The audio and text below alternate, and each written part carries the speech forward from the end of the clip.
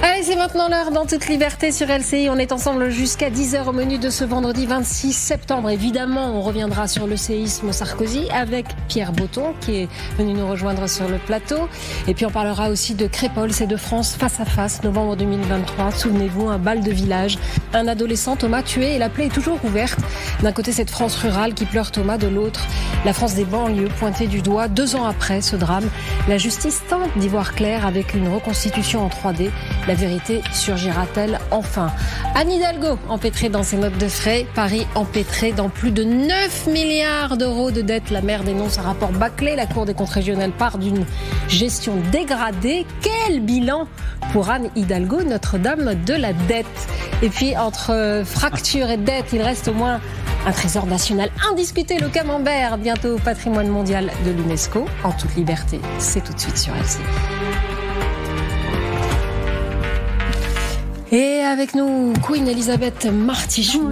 Bonjour, ça va bien? Ouais. Christophe Barbier. Vous êtes Christophe Barbier? Tout à fait, a priori. Vous allez bien aussi? Mieux que Nicolas Sarkozy? Ah oui. Guillaume Audat, vous êtes notre grand reporter bien aimé. Et avec nous, donc, Pierre Botton, ancien détenu, auteur de Quand les détenus font la loi aux éditions Robert Laffont. Et vous êtes aussi un homme d'affaires, Pierre Botton. Alors, Nicolas Sarkozy a donc été condamné à 5 ans de prison avec exécution provisoire et mandat de dépôt différé, ce qui veut dire que la peine n'est pas suspensive. Et il est convoqué le 13 octobre pour connaître sa date d'incarcération. Une première, un séisme pour un ancien président de la République. Écoutez les réactions. Pierre Moscovici, Florence Portelli et Henri Guénaud. Évidemment, c'est un choc. Qui peut penser que ça ne l'est pas? Un président de la République qui dort en prison, c'est pas banal. Je vous rappelle qu'actuellement, Nicolas Sarkozy n'est pas coupable. Il est présumé innocent. Il a interjeté appel. Bon. Et comme il y a cette exécution provisoire qui va le placer, qui va le faire incarcérer, eh bien c'est vrai que ça vient un peu contredire tout cela. Alors, ce qui s'est passé hier est d'une gravité exceptionnelle. Je considère que c'est une sorte de coup d'État judiciaire contre la séparation des pouvoirs. Coup d'État judiciaire, Christophe Barbier nous dit Henri Guénaud. Coup d'État judiciaire. Le coup d'État des juges, c'était le titre du livre d'Éric Zemmour en 1997 qui déjà décrivait cette guerre entre juges et politiques. Non, ça serait un coup d'État judiciaire et une atteinte à la séparation des pouvoirs si Nicolas Sarkozy était encore en poste. Mais quand il était en poste, il avait droit à ce privilège de juridiction des présidents de la République qu'on appelle à tort immunité, qui fait qu'on suspend les poursuites. C'est ce qui fait que Jacques Chirac avait été condamné en 2011 pour des faits qui avaient près de 20 ans. Elisabeth, beaucoup de ténors de la droite sont montés au front, de Florence Portelli à Marine Le Pen. On a timidement entendu Pierre Moscovici, on n'entend pas du tout la gauche, c'est normal ? On a entendu LFI et les Verts se réjouir d'une certaine façon de cette condamnation. Effectivement, le Parti socialiste et même une partie du bloc central est d'une sobriété remarquable sur le thème qu'il défendra sans doute de la justice, qui est la même pour tout le monde. Et du côté LR, on l'a bien entendu, c'est la dénonciation des juges rouges, des juges politisés. Je dirais que chacun est un peu dans son rôle.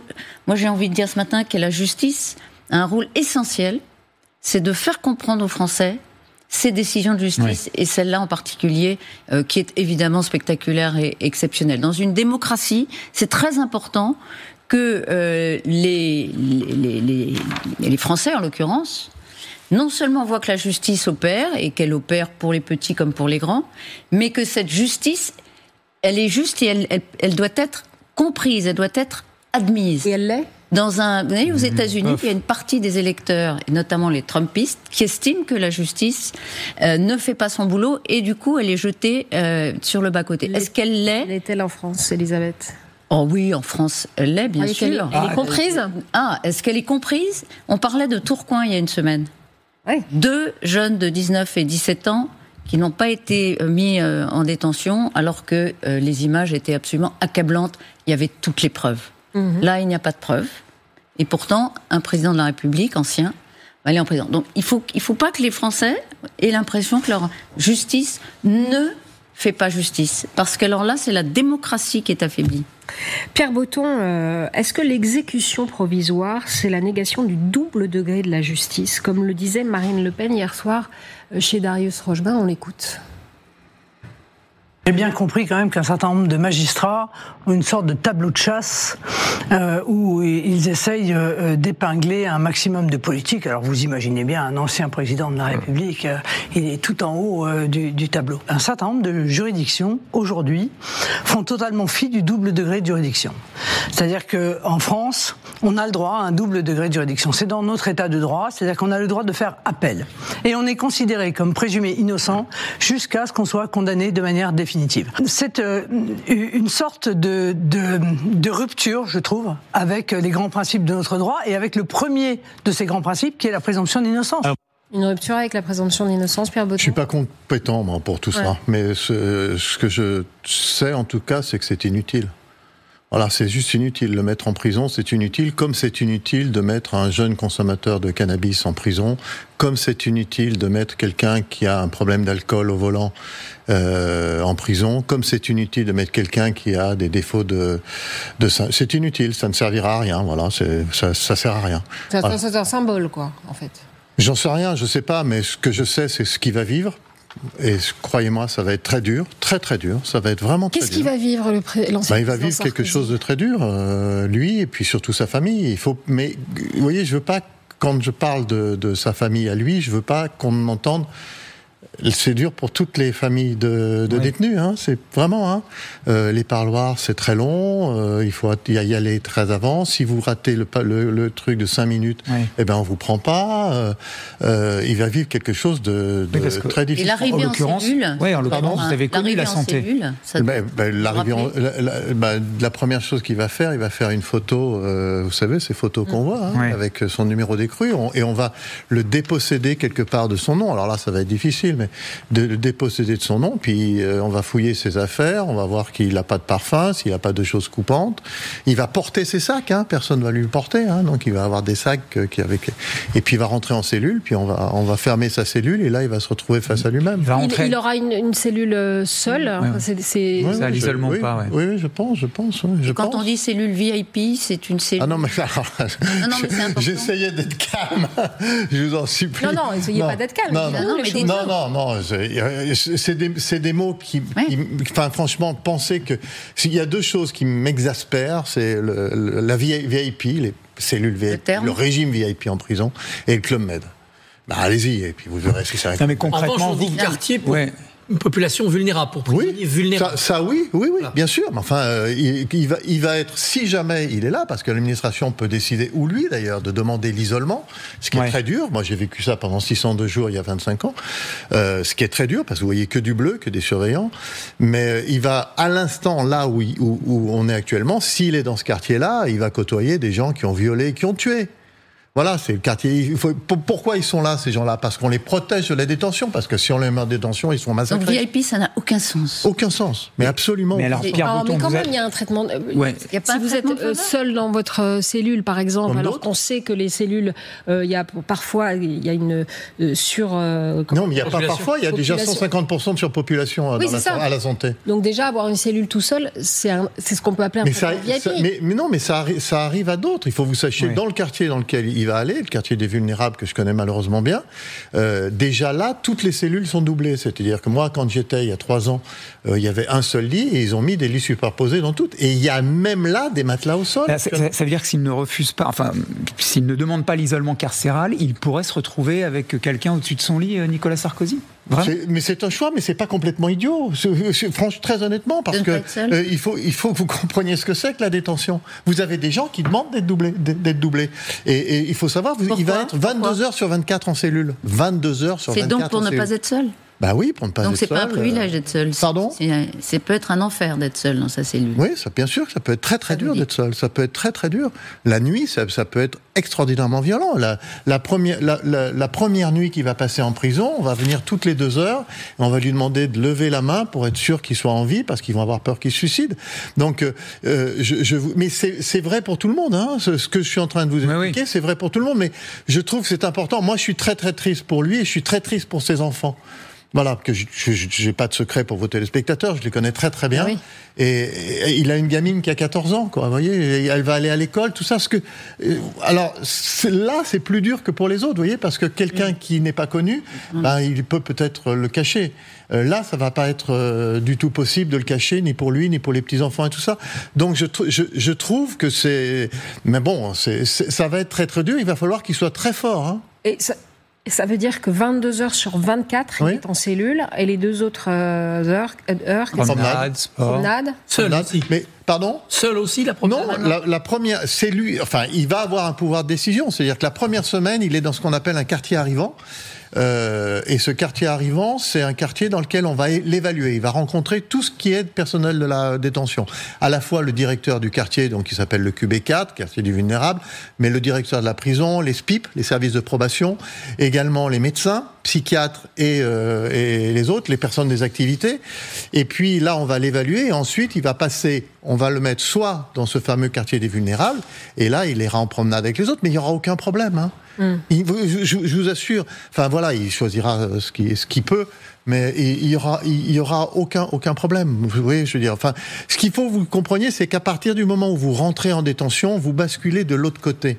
Et c'est ça qui est dangereux. L'autre côté, c'est... de l'autre côté, vous êtes du côté des gens qui ont le même régime que vous. Donc c'est, voyez. Est-ce que ça peut être une cible pour des détenus qui auraient envie de se faire le président de la République, l'ancien président? Est-ce que la célébrité peut attirer? Non, moi je vous dis sincèrement non. Je vous dis vraiment. Puis en plus, enfin voilà, aujourd'hui, je peux le dire sur votre plateau, mais en 2011, les enfants ne pouvaient rentrer on pouvait rentrer que. Moi, j'ai pas pu signer le carnet de notes de mes enfants. Et quand il a été président, je lui en ai parlé parce qu'on n'arrivait pas à solutionner le problème. Et c'est lui, hein, et bon, il n'aime pas trop que je le dise ça, mais c'est lui qui, en 2011, a permis de faire en sorte qu'aujourd'hui, là, à l'instant où je vous parle, on peut rentrer des photos d'enfants, on peut signer ses carnets de notes, on peut prendre une décision quand on est détenu, on peut prendre une décision sur une opération d'enfants, et ça, les détenus le savent, et il y aura pas de problème, vraiment, il y aura pas de problème. Vous êtes un homme d'affaires, Pierre Botton, vous êtes un personnage public. Qu'est-ce qu'on ressent quand on est un personnage public et que tout à coup, on entre dans une cellule? On est à nu, on est dénudé, qu'est-ce qui se passe? C'est une déflagration? C'est violent, oui. C'est très très violent, c'est violent, mais c'est surtout, si vous voulez, je pense qu'on a quand même un peu la structure pour résister à ça. Mais c'est violent parce que vous imposez... Vous voulez dire le tempérament, le caractère? Oui, puis enfin, si vous voulez, voilà, on va pas non plus pleurer. Moi, je vais pas dire que j'ai rien fait, donc voilà. Mais c'est surtout violent parce que c'est dur pour votre famille. Vous imposez quelque chose à votre famille. Voilà, qu'il faut assumer, hein. C'est pas facile. Moi, je vous le dis franchement, encore aujourd'hui, j'assume pas ce que j'ai imposé à mes enfants. L'exécution provisoire, elle est motivée. Quand il y a un risque de fuite, de pression sur les témoins, quand un individu est d'évidence dangereux pour la société, on peut comprendre qu'il y a une exécution provisoire. Là, on a du mal à voir ce qui peut justifier une exécution provisoire. Christophe, là, ce qui me gêne un petit peu, c'est vous le faites parce que c'est Nicolas. Mais ça s'applique à d'autres. Ça s'applique à d'autres. Ça s'applique à Marine Le Pen. Oui, c'est moi j'avais tendance à penser que pour la délinquance en col blanc, comme on dit, financière, il n'y a pas de risque que la personne, à peine sortie, assassine quelqu'un. Mais bien sûr, mais vous prêchez un convaincu. Moi, je pense que plutôt, là, c'est les 40 ans des Restos du Cœur. Vous savez, j'étais au début avec Michel. Michel Colucci, exactement. Et je pense qu'il aurait mieux valu le mettre dans les restos et lui faire amener autant d'argent qu'il en a amené au PSG. Je pense que ça aurait été beaucoup plus efficace. Mais bon, on est dans un régime qui est un régime. Mais ce que je vous dis est vrai également pour quelqu'un qui a eu un problème d'alcool. Il faut le mettre dans un truc de désintoxication et pas en prison. Ça sert à rien.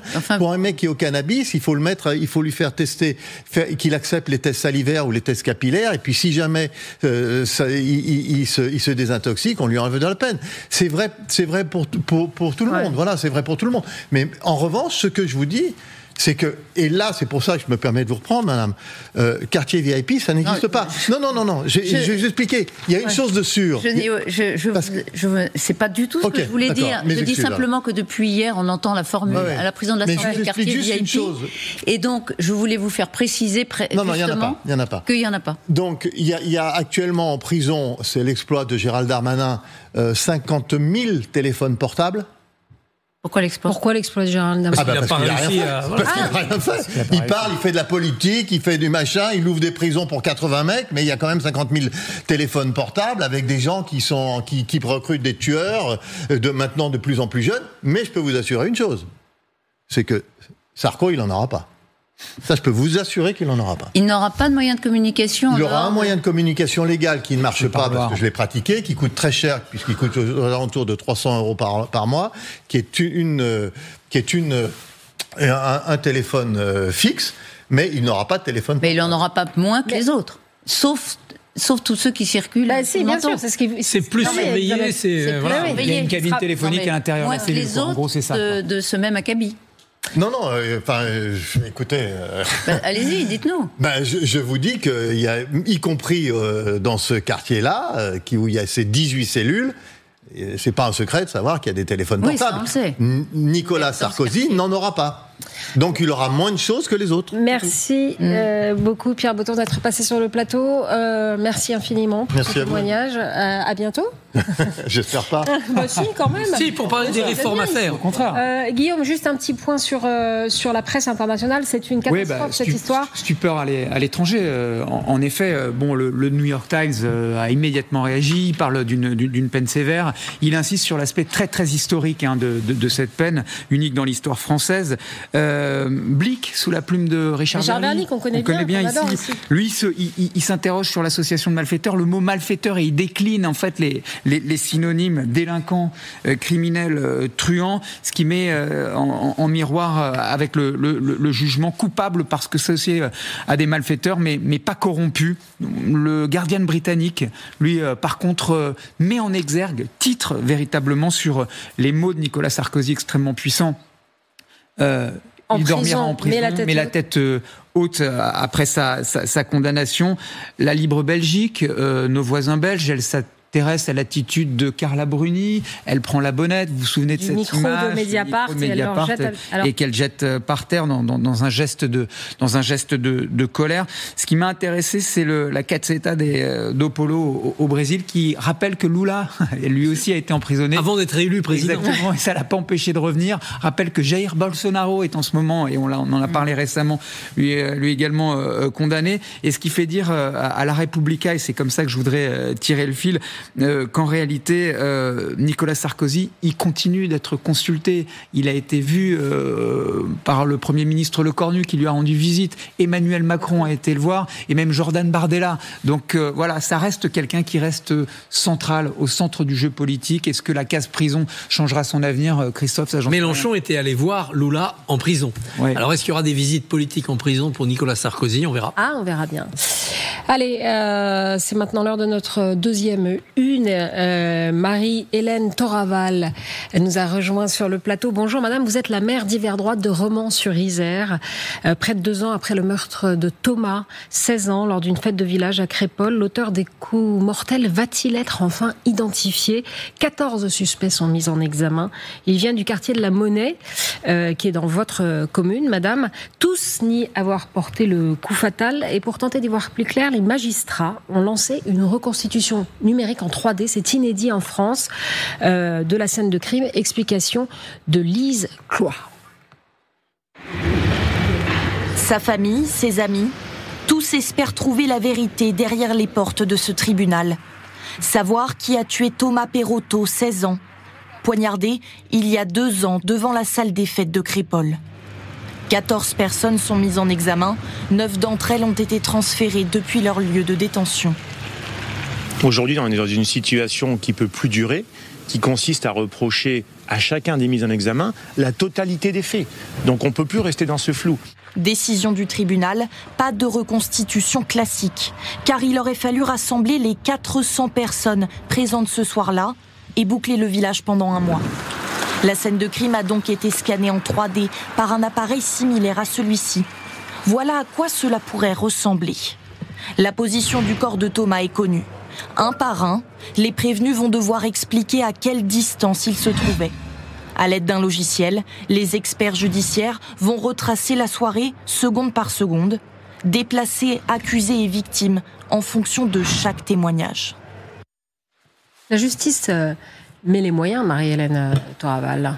Oui, la justice met les moyens. Déjà, les moyens ont été mis aussi dans le cadre de l'enquête. C'est une enquête qui est extrêmement compliqué puisque ce drame s'est déroulé dans une situation aussi qui était compliquée, 2h du matin, une soirée, donc avec différents intervenants. Enfin, donc au travers de cela, moi je trouve que, parce qu'on a tous souvent tendance à dire ce qui ne va pas, donc autant dire quand les moyens sont mis. Donc je trouve qu'en termes d'instruction, les moyens sont là. C'est une enquête qui était extrêmement difficile. Et puis cette reconstitution en 3D finalement permet de mesurer à mesure la cohérence des déclarations de chacun. Et je pense aussi que c'est plus facile à identifier. Ça permet d'identifier très certainement des incohérences ou de venir aussi confirmer... les mises en examen qui ne sont pas particulièrement bien comportées. On va en parler dans un instant sur LCI. À tout de suite.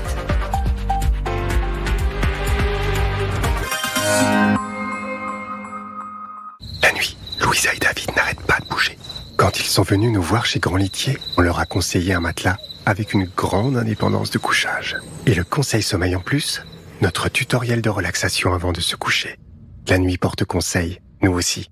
Grand Litier. Tom m'a dit que t'étais dans une banque sans patron maintenant, c'est sérieux ce truc? Mais t'as rien compris, c'est une banque sans actionnaire. C'est toi qui comprends rien, ça n'existe pas une banque sans actionnaire. Si ça existe, ma banque, le Crédit Mutuel, hein. C'est nous les clients qui avons un droit de regard sur ce que la banque fait de notre argent. Ma petite sœur. J'adore. Crédit Mutuel, une banque qui appartient à ses clients, ça change tout. Depuis toujours, la beauté nous inspire. La beauté des plages paradisiaques et des villes colorées des Caraïbes. Embarquez pour un bel hiver au soleil. MSC Croisières, révélez la beauté du monde. Basic Fit présente Boost ton mood. Oh, c'est ce genre de journée. Boost ton esprit. Besoin de recharger tes batteries? Boost ton énergie. Boost ton mood. Basic Fit. Go for it. Deviens membre maintenant. Profite de 6 semaines offertes et reçois un sac de sport. La CC Crème Herborian, une formule enrichie en actifs soins. Des pigments qui se transforment, un soin qui unifie ton teint. L'iconique soin coréen, boosté, Herborian.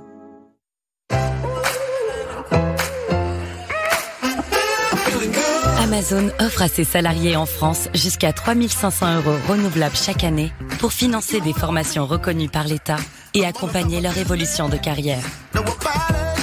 Pour vous permettre de développer des compétences utiles, aussi bien au travail qu'à la maison.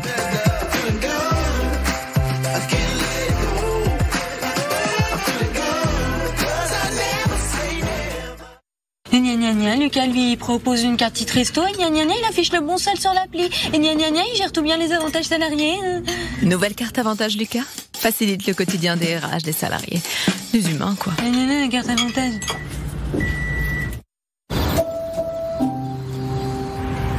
Avec Euphytose Nuit, dites bonne nuit aux mauvaises nuits. Euphytose Nuit, l'efficacité d'une formule concentrée en passiflore pour un sommeil de qualité. En plus de dormir, reposez-vous. Cet hiver, on part avec Costa aux Caraïbes. On fait toutes les îles d'un coup. À Saint-Vincent, on file en kayak. Enfin, dessus, dessous, c'est pareil. Puis à Tortola, la tyrolienne nous attend. Et au large de l'île Catalina, on prend un apéro incroyable.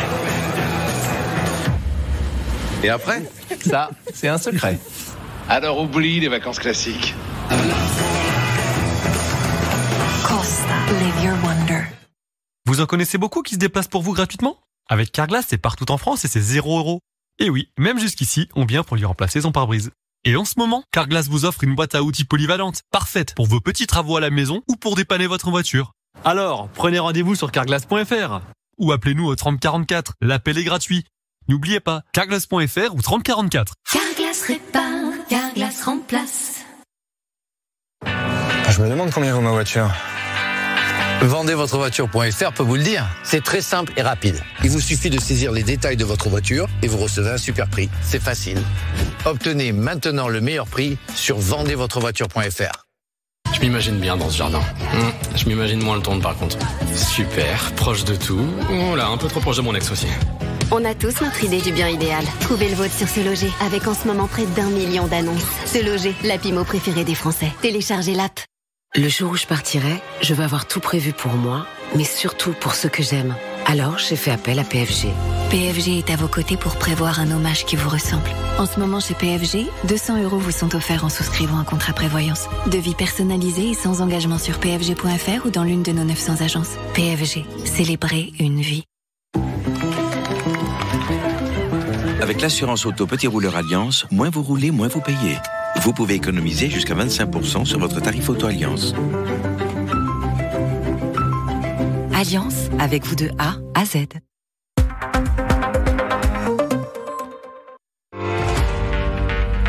De retour en toute liberté sur LCI. Nous sommes avec Marie-Hélène Toraval, maire de Romans-sur-Isère, et on parlait de cette enquête de Crépol, une enquête 3D un peu inédite. Christophe, vous aviez une question ? Oui, je me demandais ce que ça apportait techniquement par rapport à une reconstitution sur place, où on peut avoir le vrai décor des faits.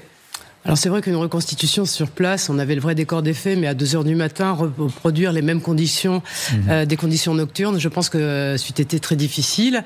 Dans votre reportage aussi, on précise que le blocage du village, enfin il y a un ensemble de paramètres qui font que les commodités auraient très certainement contrarié la qualité du travail. Et donc les mises en examen ont eu des attitudes qui ont été vraiment détestables, abjectes ? Bien sûr, c'est ce qui a été rapporté notamment par les victimes, puisque lundi, les victimes étaient présentes. Leur attitude était absolument provocante. Elle ne relevait d'aucune dignité au regard des événements, et je dirais même allant jusqu'à quelque part narguer. Alors moi, j'en suis pas forcément étonnée, parce que je vois que l'état d'esprit n'a pas changé. C'est pas seulement un état d'esprit passager, mais je pense que c'est une culture qui est à la leur, et que finalement, on a deux jeunesses qui s'opposent. Oui, c'est ça. C'est une fracture qui est extrêmement profonde. Ce drame met en scène les deux France qui s'opposent, qui sont face à probablement face, un jour face à face, Gérard comme Collomb, le disait jeunesse, Gérard Collomb, Christophe. Bien sûr, alors, on peut relativiser en se disant, mais rappelez-vous la guerre des boutons, ça a toujours été ça dans notre France rurale, et c'est pas le cas. C'est pas le cas, parce que ça a pris une dimension identitaire qu'on a du mal parfois à cerner, et qui fait l'objet de récupération idéologique. Donc des deux côtés. Des deux côtés, donc il faut manipuler ça avec précaution. L'extrême droite dit c'est du racisme anti-blanc, et l'extrême gauche dit oh là là, justement c'est la guerre des boutons. Voilà. Et donc il faut faire attention avec ces interprétations-là. Et de l'autre côté, l'arme blanche, le coup de couteau, la violence létale, il y a une forme d'accoutumance, d'habitude que les réseaux sociaux sans doute ont nourri, qui fait qu'on va à la tragédie beaucoup plus vite. C'est pas une guerre pour des boutons, justement. Ouais. C'est une guerre à mort. Et Marie-Hélène Toraval, justement, sur ce point-là à dérouler, après tout ce qu'on se dit là sur le plateau, un certain nombre de ces jeunes vont arriver à terme en termes de détention provisoire. Oui. Vous êtes la maire de Romans-sur-Isère, et vous ne souhaitez pas, c'est ce que vous me disiez hors plateau, les voir revenir sur votre territoire. Ça m'inquiète. Alors déjà, j'aimerais savoir ce qui est prévu à leur sortie de prison, parce que je pense que la moindre des choses, ce serait peut-être d'échanger avec le maire sur ce sujet. C'est un appel que vous lancez, bien sûr. Alors, moi, je suis pas du genre à faire mes appels à la télévision ou bien les médias, parce que je m'en suis déjà entretenu avec les autorités, donc je n'ai pas encore de réponse, mais j'espère bien que je vais en avoir une, parce que si on remet l'ensemble des détenus qui sont détenus jusqu'au mois de novembre, tous ensemble dans le même quartier, inutile de vous dire comment les choses... Non, mais si, concrètement, qu'est-ce qui vous inquiète ? Vous êtes la maire de cette ville. Et justement, question corollaire, quel est le climat à Romans ? Est-ce que Romans est encore au rythme de ce drame ? Alors, Romans n'est pas plus agité que d'autres villes de France, donc évidemment, je ne vous cache pas qu'après ces événements, une fois que toutes ces personnes ont été derrière les barreaux, le quartier s'est particulièrement calmé. Après, sur un quartier dit sensible, on peut prendre tous les qualificatifs que l'on veut. Ce qui vaut aujourd'hui à l'instant T plus 1 peut complètement basculer pour un refus d'obtempérer, enfin pour une une quelconque. Concrètement, qu'est-ce qui vous inquiète en tant que maire de Romans-sur-Isère ? Vous savez très bien qu'à partir du moment où ils ont passé autant de temps ensemble en prison et quand ils vont se retrouver en liberté tous ensemble, je ne sais pas. Je ne sais pas ce qui peut se passer. Je vous dis aussi que ce sont des personnes qui ont été, qui sortent de prison parce qu'ils ont affaire avec ce drame de Crépol. Ils sont allés à un bal avec des couteaux. Excusez-moi, arriver à un bal avec des couteaux où, quel que soit l'endroit, lorsque vous avez un couteau sur vous, vous êtes armé. Vous iriez jusqu'à demander une interdiction de territoire. Je ne sais pas si le terme en droit est à mesure d'éloignement, oui. Alors, je pense qu'une mesure d'éloignement, elle s'impose aussi. Mais il n'y a pas que ça. La chose, c'est. Et vous redoutiez qu'il rentre en héros, en fait, que ça soit. Mais bien sûr. Mais déjà, quand vous voyez le comportement qui nous a été produit par les victimes, on n'en est pas loin, quoi. Donc non, ce ne sont pas des héros. Mais ce que je veux dire aussi, c'est, je reprends les mots qui étaient ceux de Michel Botton tout à l'heure, de dire Pierre Botton, pardon. Si vous les mettez tous ensemble et on reprend comme avant, je pense qu'on va arriver au même ça nous fait rebondir, Elisabeth, sur ce que vous disiez de la justice tout à l'heure. Il faut que la justice soit comprise. Oui, mais ça, c'est de façon générale. Pour que la démocratie fonctionne, il faut que les citoyens adhèrent à la justice et pour ça, il faut qu'elle comprenne non seulement qu'elle fait son travail de justice, mais qu'elle est juste. Voilà. Il faut que la justice soit perçue. Vous savez, la perception, on sait à combien c'est important.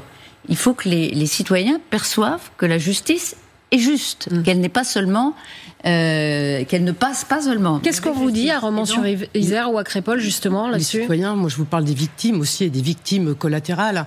Être victime dans un drame pareil, vous n'imaginez pas la vie d'après, ça n'a plus rien à voir avec la vie d'avant. C'est-à-dire que vous vous trouvez à faire face. Alors déjà, vous avez le drame, vous avez l'aspect psychologique, vous avez aussi l'aspect physique. Donc pour certains, ça a été très très long, mais ça n'est pas fini, quoi. Mais vous parlez de la famille, vous parlez de ceux qui ont assisté. Mais il y a eu d'autres personnes qui ont été poignardées dans cette affaire-là, mais qui par chance sont toujours en vie. Donc les jours d'après, je vous dis, ce n'est plus la vie d'avant. Pour participer à cette reconstitution, ils sont obligés de prendre des journées de congé. Quand vous êtes commerçant, vous êtes obligé de fermer boutique. Il n'y a absolument aucune indemnisation. C'est pour ça que moi, je dis qu'il faut accompagner aussi l'association des victimes de Crépol qui finance auprès de ces victimes, de manière cette aide financière pour qu'il y en a qui peuvent plus travailler. Il y en a qui peuvent plus travailler. Et ils pourraient se retrouver nez à nez, en fait, si les gars sortent. Bien sûr. Et c'est ce que je vous dis. Donc, vu l'âge qu'ils ont, ils sont en âge d'aller au lycée. Est-ce qu'ils vont se retrouver dans le même lycée comme ils étaient auparavant ? Moi, je dis que la vie d'avant ne peut plus être la vie d'après non plus. Est-ce que vous comprenez la lenteur et la longueur de l'enquête ? Est-ce qu'il y a des raisons techniques qui font qu'on n'a pas pu encore tenir le procès et éviter ce que vous dites, c'est-à-dire qu'ils vont peut-être se retrouver face à face ? Moi, je vous dis, c'est tellement facile de critiquer. Je me dis que cette enquête, elle est difficile. Elle s'est passée dans des conditions qui sont très difficiles. Après, il y a quand même pas mal de choses qui ont avancé. Après, l'auteur même du coup de couteau, non, il n'est pas identifié aujourd'hui. Donc, mais ce n'est pas la première affaire où l'auteur ne sera pas identifié. Et je crois que tout est mis en œuvre. Mais l'auteur court toujours. Comment dire ? Alors, je ne sais pas s'il court toujours. On peut avoir une intime conviction. Voilà, donc je n'ai pas délivré celle qui est la mienne. L'auteur peut être aussi parmi les 14 et qu'il n'a pas été dénoncé. Donc, c'est deux cas de figure. Donc, soit il est derrière les barreaux, soit il est ailleurs. Et pour vous, il est ailleurs ? Je pense que c'est pas mon rôle de dire des choses comme ça. Oui, Marie-Hélène Toroval, c'est la toile de fond, c'est notre bandeau, ce drame qui déchire encore la France, qui oppose donc deux jeunesses françaises. Une d'origine immigrée, plus ou moins lointaine, Maghreb, Afrique subsaharienne, rebeu-renois, on va faire simple avec des mots clairs que tout le monde comprend, et une jeunesse, disons, française blanche, canal historique. Là aussi, il faut faire un peu simple. Qu'on le veuille ou non, c'est quand même le pays et c'est la vie qui est la nôtre. Quand on est maire de Romans-sur-Isère, comment est-ce qu'on fait pour construire, pour avancer et dépasser le eux contre nous, en gros? Alors, c'est pas facile. Après, on peut pas faire l'amalgame en disant que bien des Français d'origine étrangère, parce que vous avez les premières et les deuxièmes générations qui sont une vraie richesse pour notre commune. Je peux vous assurer, avec qui il n'y a absolument aucun problème. On travaille ensemble, il y a des liens d'amitié qui sont là, et eux qui sont aussi très blessés de l'attitude des générations en fait qui ont suivi et qui n'ont pas du tout adhéré au code et qui n'ont pas non plus satisfait à cette assimilation qui était nécessaire. Alors comment on fait? C'est toujours aussi difficile, c'est-à-dire qu'aujourd'hui on a des outils qui sont là, c'est-à-dire que bien souvent, c'est vrai qu'ils habitent dans les quartiers qui étaient appelés des quartiers populaires et que moi je dis qui aujourd'hui sont des quartiers communautaires. Et finalement, on y consacre plus d'argent pour les écoles, on y consacre de l'argent pour de la prévention, on y consacre plus d'argent en aménagement urbain. Et c'est ce que je disais lorsqu'il y a eu ce drame. Je dis tout ce qui a été investi sur ces quartiers, tout ce qui relève de l'accompagnement social aussi au quotidien et aussi de l'accompagnement financier de l'État au travers des aides sociales, bien finalement, le retour sur investissement, il se retourne contre nous. Mais le retour vers la collectivité, il est possible, de votre point de vue, ou non? Tous ensemble, je pense que ça va être compliqué, c'est ce que je vous disais tout à l'heure, c'est-à-dire que si le groupe qui était derrière les barreaux se retrouve tous ensemble comme ça l'était auparavant, la vie d'avant, je veux dire, les conditions ne peuvent pas être les mêmes, quoi. Merci madame d'être passée sur le plateau de En toute liberté sur LCI. Et puis, bon courage, parce que c'est deux France face à face, on voit vraiment pas. Christophe, c'est un des enjeux de 2027. Un énorme enjeu pour 2027. Et puis, il y a des municipales dans quelques mois. La population va voter aussi en pensant à ce drame? Oui, bien évidemment. La population va voter en pensant à ce drame, mais pas que. C'est vrai que les enjeux de sécurité, ils sont extrêmement prégnants, mais ils sont prégnants partout. Si vous regardez l'actualité en termes de faits de société, c'est absolument épouvantable. Je regardais les attaques au couteau, je crois que c'est sur 2024, c'est pratiquement, je crois qu'on est arrivé à 11 000 attaques au couteau en un an. C'est plus des faits divers qui s'additionnent, là, c'est bien un fait de société. C'est le même phénomène d'augmentation en Grande-Bretagne. On est armé. Ouais. Merci beaucoup, madame, d'être passée sur le plateau. C'est maintenant l'heure de la phrase qui fait du bruit.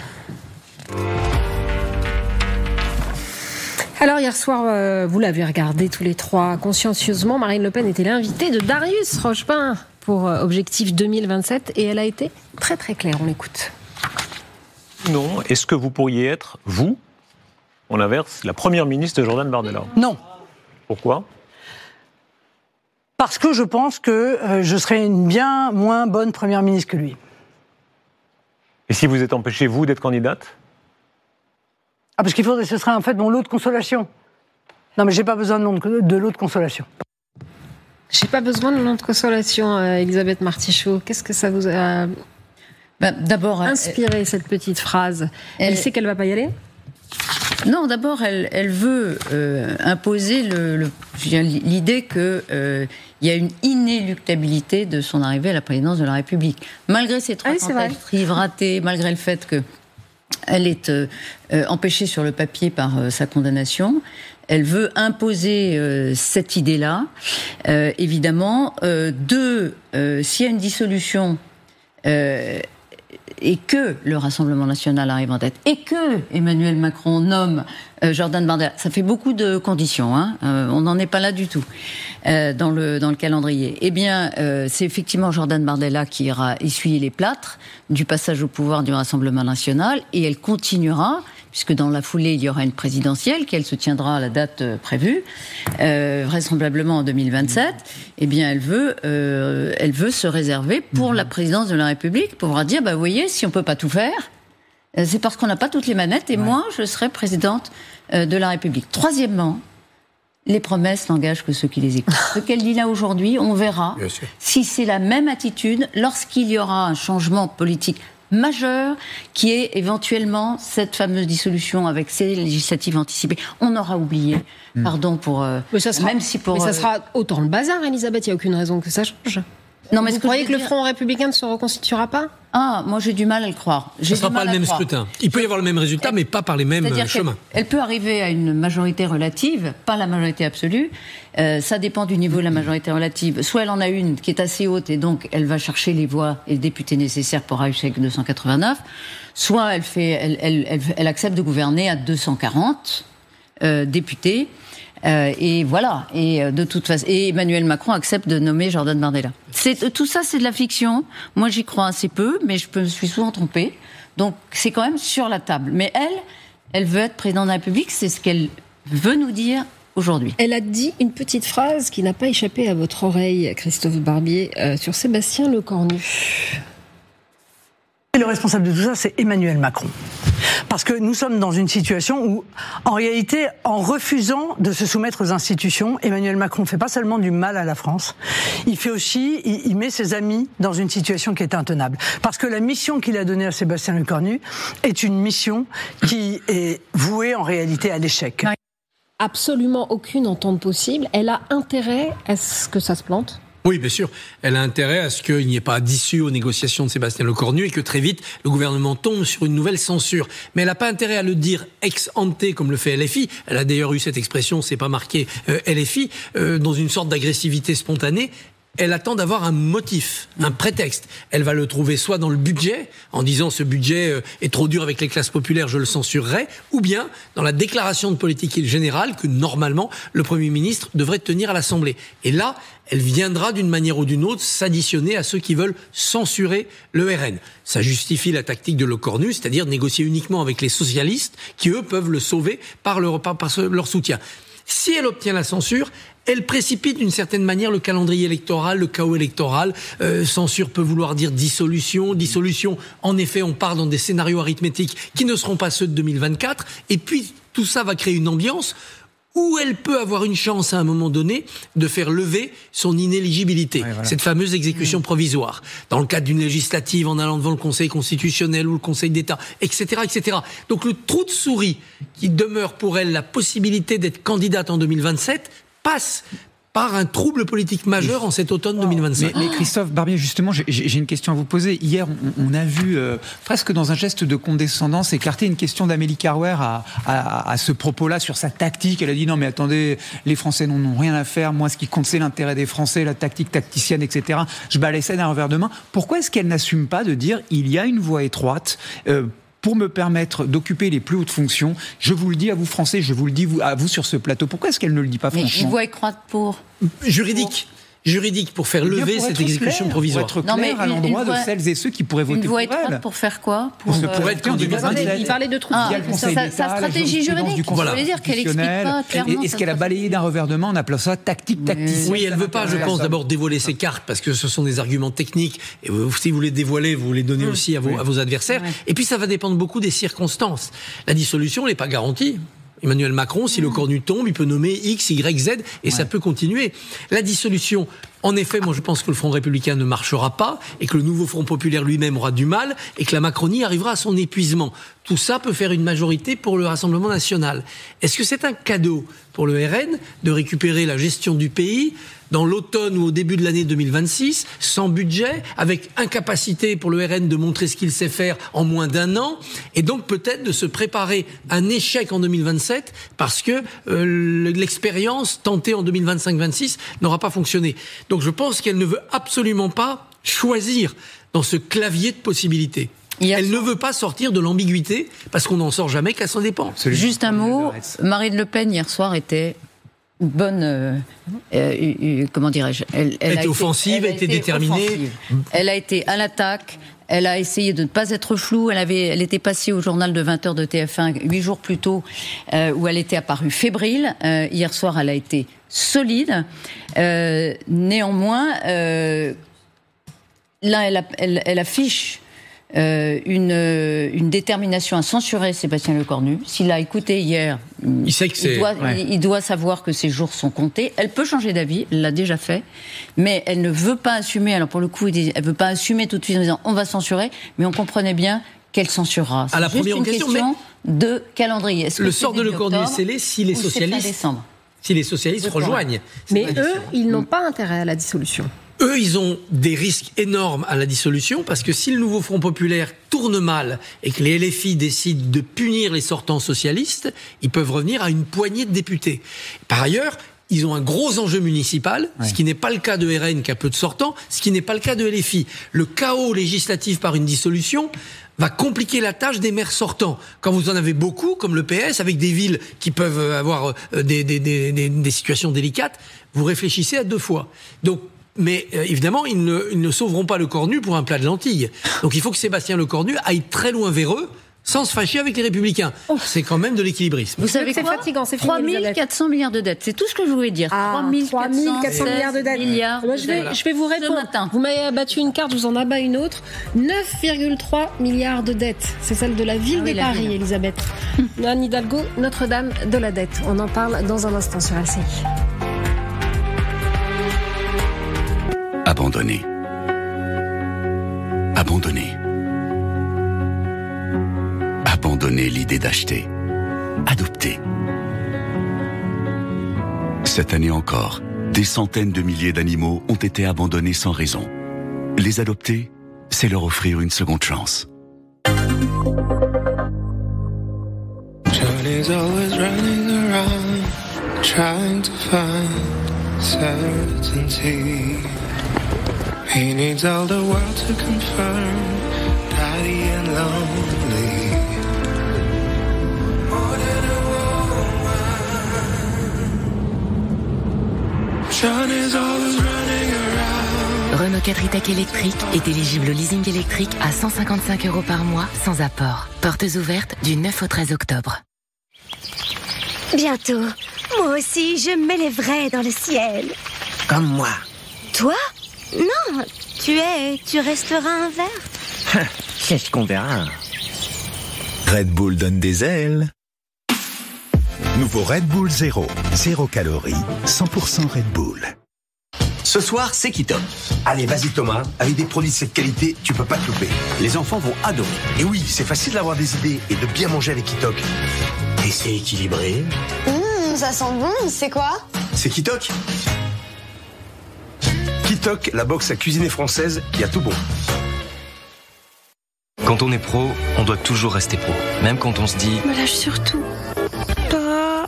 Voilà, c'est vraiment l'avenir. Et oui, mesdames et messieurs, le futur commence. Pas aujourd'hui, pas maintenant. Pas de panique, j'appelle la maintenance tout de suite. Allez là, ça commence à être chaud. Pas pour la 103. Ah non. C'est pour ça que votre vie de pro mérite Orange Pro, pour garder le contrôle en restant toujours connecté. Je me demande combien vaut ma voiture. Vendezvotrevoiture.fr peut vous le dire. C'est très simple et rapide. Il vous suffit de saisir les détails de votre voiture et vous recevez un super prix. C'est facile. Obtenez maintenant le meilleur prix sur vendezvotrevoiture.fr. No, I can't get this evening. All your faces you were leaving. I can't live living it without you.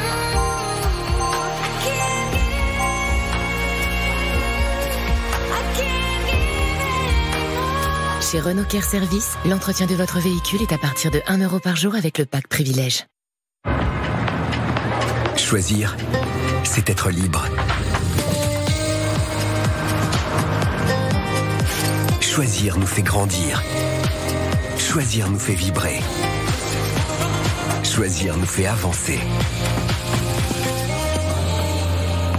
Le plaisir de choisir est à vous avec la BMW X1, essence, hybride rechargeable ou électrique à 490 € par mois. Et toujours en finition M-Sport.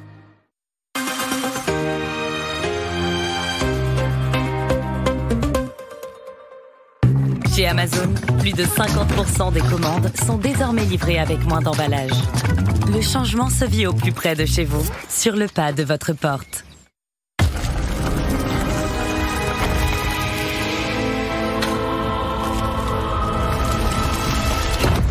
Agir, c'est bien. Réfléchir, c'est mieux. En ce moment, chez Spoticar, c'est la rentrée décalée. Jusqu'au 30 septembre, achetez votre véhicule d'occasion, roulez maintenant et commencez à payer plus tard. Rendez-vous en concession ou sur spoticar.fr. Faites le plein d'énergie à moitié prix. Avec l'offre Eleccar d'Engie, c'est moins 50% sur le prix du kilowattheure en heure creuse. Sinon, on peut recharger demain discretos chez ses beaux-parents. En ce moment, jusqu'à 100 € offerts avec Eleccar. Appelez le 34 43. J'agis avec Engie. Le jour où je partirai, je veux avoir tout prévu pour moi, mais surtout pour ceux que j'aime. Alors, j'ai fait appel à PFG. PFG est à vos côtés pour prévoir un hommage qui vous ressemble. En ce moment, chez PFG, 200 € vous sont offerts en souscrivant un contrat prévoyance. Devis personnalisé et sans engagement sur pfg.fr ou dans l'une de nos 900 agences. PFG, célébrer une vie. Cet hiver, on part avec Costa aux Caraïbes. Toutes les îles en une seule fois. À Tortola, la tyrolienne nous attend. Une dinguerie. Et au large de l'île Catalina, on prend un apéro incroyable. Et après, c'est un secret. Costa, live your wonder. L'autre jour, j'ai eu un problème de voiture en pleine forêt. J'avais super peur de croiser la Dame Blanche. Ma daronne répondait pas au tel, ma coloc était en date. J'ai même failli appeler mon chat en visio, quoi. Rassurez-vous, à la Maïf, on prend le temps qu'il faut pour vous aider. On n'a pas de chrono, ni de durée d'échange limitée. Maïf, assureur militant. Il a quoi ton sandwich? Salade, tomate, chambre comme d'hab. Tu peux goûter? Non. Moi, je peux goûter ton sandwich. Y a pas de rustine sur ta chambre? Quand tu connais chambre. Le jour où vous aimerez les chambres à air, nous baisserons leur prix. En attendant, chez Auchan, nous faisons le choix de baisser le prix des produits que vous aimez vraiment. Comme le jambon de Paris à 1,79 €. Auchan, le choix, le bon.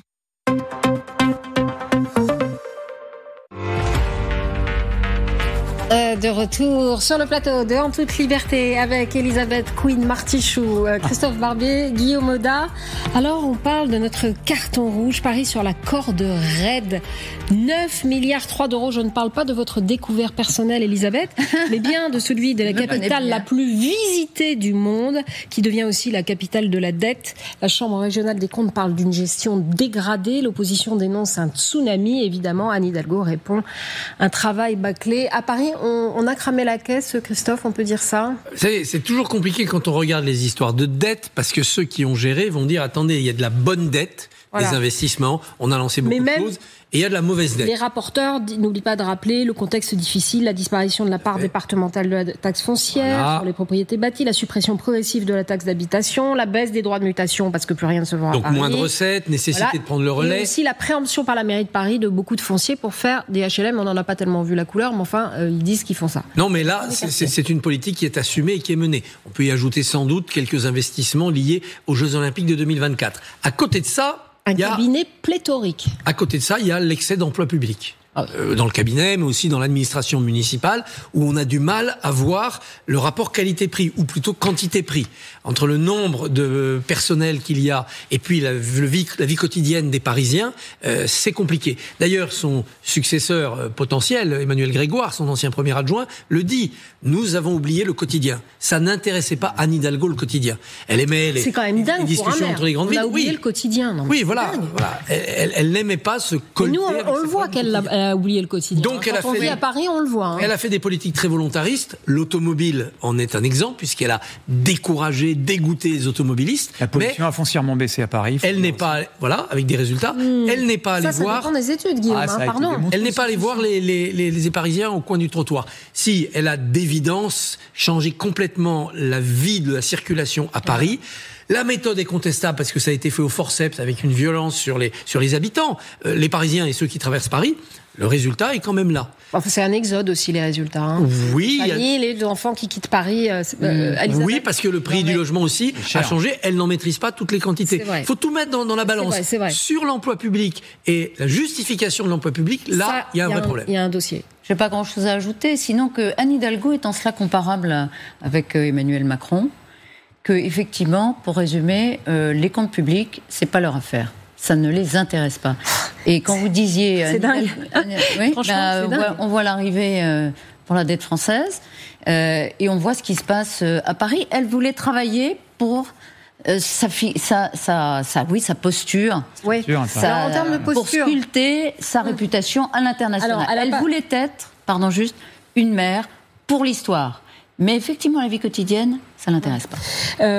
Alors, centre-choc avec ces histoires de dette à Paris, sa politique environnementale. Les problèmes de ses notes de frais. Parce qu'elle a environ 210 000 euros de notes de frais sur 4 ans. Ça, vous pouvez les retrouver, ces notes de frais, sur le site Transparence Citoyenne. 84 000 euros de frais de représentation. Si vous voulez...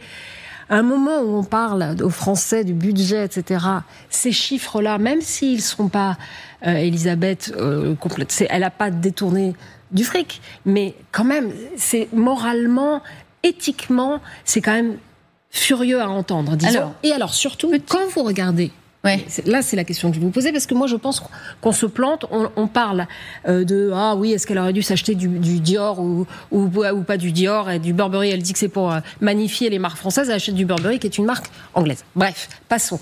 Le vrai problème de ces notes de frais, c'est il y a des trucs bizarres dans ces notes de frais. Il y a des tas de pantalons achetés dans diverses tailles, ou le même pantalon acheté plusieurs fois. Vous voyez ce que je veux dire ?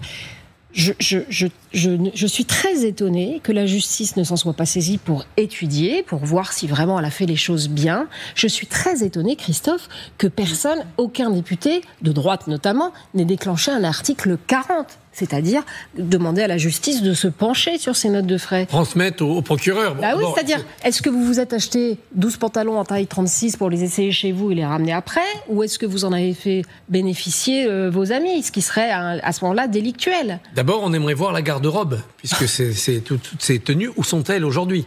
Est-ce qu'elles ont été revendues, jetées ? Est-ce qu'elles sont quelque part ? On aimerait avoir le détail. Parce qu'entre ce qui est marqué sur un ticket de caisse et la réalité, il peut y avoir des différences. Et après, oui, voir, dans le cadre de ces notes de frais, ce qu'elles pouvaient faire. Est-ce que, par exemple, un certain nombre de ces vêtements ont été donnés à des adjointes qui devaient l'accompagner dans des moments de représentation. Là, on pourrait considérer que c'est normal. Oui, mais bien sûr, mais en tout cas, les questions se posent. Son adjointe qui a besoin aussi, voilà. Mais la question se pose et on voudrait des réponses. Par ailleurs, au-delà de ça, pour le futur, il faut quand même mettre un peu d'ordre là-dedans. Ça sera le prochain maire, le prochain conseil municipal, de changer des habitudes. Le cabinet de la maire de Paris peut recruter des collaborateurs sans limite. Non, il faudra faire une règle. On a un problème de dette. Pierre-Yves Bournazel propose un audit financier. On en voudrait un vraiment indépendant, qui soit aussi un audit qui serve de cadre pour le futur. Troisièmement, pour les notes de frais, qu'on explique que non, les vêtements de la maire de Paris, il y a d'autres moyens de se les procurer. Moi, je pense que la maire ou le maire, si c'est un homme dans 6 mois... Elle peut se faire prêter des tenues. Et bien sûr, il y a des tas de couturiers géniaux à Paris, notamment des jeunes couturiers inconnus, qui pourraient profiter de la vitrine que représente l'exposition d'un élu majeur. Ne sombrons pas dans la démagogie. Une maire, la maire de Paris, le maire de Paris, c'est normal qu'il veuille être... On l'a dit, ça, non, mais parce qu'il ne faut pas jeter le bébé avec l'eau du bain. C'est normal, ça, et on ne va pas lui en vouloir d'acheter une robe quand elle doit recevoir un chef d'État étranger, ou de se la faire prêter par un Paris, grand couturier. ou de se le faire prêter. Moi, ce que je trouve effectivement... Donc, effectivement, pourquoi acheter des paires de chaussures de 2 tailles différentes ? Là, on a besoin d'explications. 3, l'exemplarité, ça va devenir de plus en plus important. Et 4, ce sont les dépenses de fonctionnement en général de la ville de Paris qu'on va voir scanner. C'est ce que disait Christophe. Celle-là. Mais oui, mais c'est tellement évident. Et là-dessus, on n'a pas non plus jamais d'explication. Sinon, non, c'est comme ça et pas autrement. Mais d'un mot, juridiquement, puisqu'on cherche des réponses, juridiquement, il faudrait qu'un citoyen ou une ONG en fait porte plainte et que le parquet décide ou non de lancer une enquête. C'est comme ça que ça se passe en France. Après, politiquement, Article 40 aussi, c'est désastreux. Non, mais il faut que quelqu'un, à un moment donné, porte plainte. Voilà. Il faut que quelqu'un porte plainte. Merci beaucoup. On passe maintenant à Ça n'arrive qu'en France et ça va nous faire du bien. Et ça va même sentir le fromage. J'avais acheté un camembert, mais j'ai oublié de vous l'apporter. Bah oui, parce que je me lève trop tôt le matin, j'oublie des trucs. À tel point que la très officielle confrérie des Chevaliers du Camembert milite pour que notre petit disque crémeux devienne patrimoine immatériel de l'UNESCO. Ah, c'est tellement bien. Avec la pyramide de Khéops ou la muraille de Chine, mais en plus coulant. On a Brandon Warrett, on a la chance d'avoir Brandon qui est à Camembert. Brandon, bonjour. Quel est le but de cette campagne qui est menée par des fromagers? Ça. Bonjour Anaïs. Eh bien, l'objectif, c'est justement de protéger ce camembert. C'est quand même le fromage français le plus connu dans le monde et le deuxième le plus apprécié par les Français selon un sondage 2025 derrière le comté. Et nous sommes justement avec le grand maître de cette confrérie des Chevaliers du véritable camembert de Normandie. Dominique, dites-nous, c'est important cette inscription pour vous? Elle est importante pour l'ensemble de la filière camembert AOP. Elle est importante parce que d'abord, c'est un fromage iconique, connu dans le monde entier, un emblème de la France. France. Deuxième point, c'est que le mot camembert n'est pas protégé. Troisième point, c'est un produit, le camembert AOP, qui a un patrimoine historique et culturel. Et dernier point, c'est également un produit qui a un savoir-faire spécifique. Et bravo pour la tenue, en tout cas, elle est sublime. Michel, vous êtes le maire de Camembert, nous sommes ici à Croûte, à quelques kilomètres, là où est né justement le Marie Harel qui a inventé le camembert. C'est justement aussi un objectif de faire rayonner votre commune à l'international, cette inscription. Tout à fait, parce que Dominique vient vous dire que le mot camembert, le fromage camembert est connu dans le monde entier. Par contre, le village de Camembert n'est pas connu dans le monde entier. Beaucoup ignorent que c'est un village. Ah oui, parce que Anaïs, vous prenez n'importe quel fromage, vous le mettez sur la table, eh bien vous pouvez dire que c'est du camembert parce qu'il n'y a pas cette protection. C'est ça aussi l'objectif à Marie-Claude. Oui, oui. Normalement, il faut sur le logo d'appellation. Oui, AOP, donc appellation d'origine protégée. C'est l'objectif qui a été lancé donc à la ministre des Missionnaires de la Culture, Rachida Dati. L'objectif, faire comme la baguette qui a été inscrite, elle, en 2022 au patrimoine immatériel culturel de l'UNESCO. Voilà, merci beaucoup Brandon Warrett, un bon petit baguette camembert là en sortant de l'émission. J'ai faim. Alors si je vous dis ça, comment voulez-vous gouverner un pays où il existe 246 variétés de fromage? Faites très bien le général de Gaulle. Mais c'est vrai en fait, c'est ce qu'on découvre au fur et à mesure qu'on fait cette émission. Ce pays est ingouvernable et le général de Gaulle le disait très bien, Christophe. Vaut mieux un pays avec tous ces bons fromages et difficile à gouverner qu'un pays facile à gouverner où il y aurait un fromage. C'est vrai. Officiel. Ah, ça se discute. Ah non. D'ailleurs, il y a un fromage par an en France, 365 fromages en réalité. Ah oui, au moins, beaucoup plus. Beaucoup. Figurez-vous que le fromage disparaît de la table. Il y a peu maintenant dans les dîners familiaux, dans les repas, il y a peu de plateau de fromage. On le mange à d'autres moments. On le mange à d'autres moments, on le met sur les pâtes ou dans la salade, mais il n'y a plus ce moment dédié au fromage. Donc, vive les habitudes alimentaires. Vive le camembert. Mais c'est la France qui change, ça, monsieur, dame. Ouais. Il nous a pas dit, Brandon, s'il avait goûté d'ailleurs ce camembert. Si, il l'a fait. On l'a vu tout à l'heure. Non, il l'a goûté. Il avait même mis la tenue et tout. Il était magnifique comme tout. Moelleux. Ouais. Une croûte un peu ferme, un craque sous la dent. Tout. Le plaisir du camembert. Mais les appellations. Vous faites très bien. Mais j'adore je préfère le comté comme les Français, la majorité des Français. Et moi, le reblochon. Ah là là, on saura tout. Et les appellations d'origine contrôlée, c'est ce qui sauve une partie de l'agriculture. C'est vrai. Donc c'est pour ça que c'est très important. Non mais on galège un peu, mais c'est très important. Et on va manger du camembert ce week-end, en famille ou entre amis. On pensera à vous. Allez, c'est le fromage, c'est de vous savoir ça. penserez à moi et moi je penserai à vous aussi. On vous souhaite un excellent week-end. Évidemment sur LCI, on se retrouve lundi à 9h sur LCI en toute liberté. Mais tout de suite, c'est le journal de Kadi Adoum Douas. Bonjour, cher Kadi.